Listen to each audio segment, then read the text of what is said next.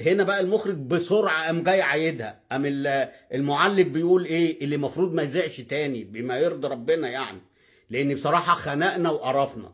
فيقول لك ايه؟ لا والله فيها، والله فيها. انت مالك يابا؟ انت حكم، انت عليك تعلق وبس، مالكش دعوه على قرارات التحكيم.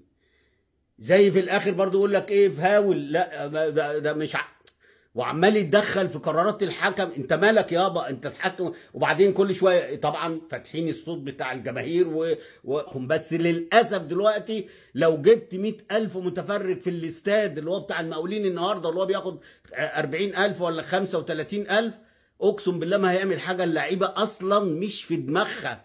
ده زيزو بيقع يا جدعان ويقوم عمال يعمل في شعره كده. انت بتعمل في شعرك كده ولا تقوم؟ شعر ايه اللي انت دلوقتي عمال تحسس لي عليه؟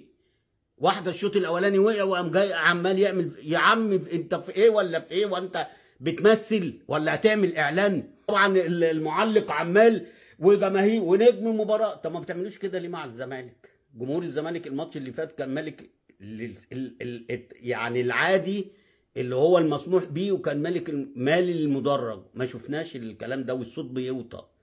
ها، عشان ما نسمعش الاغنيه اللي هي طلعوها بتاعت الفنان الكبير محمد عبد الوهاب، قول لي عمل لك ايه؟ بس مش هنكمل يعني عشان ما الناس ما تسمعهاش. كل ده خايفين على احساس حد.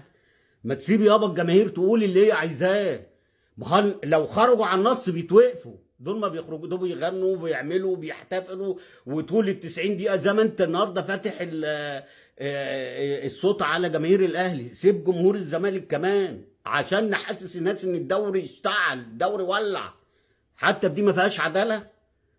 المخرجين والمسؤولين عن نقل المباريات دي ما فيهاش كمان عداله.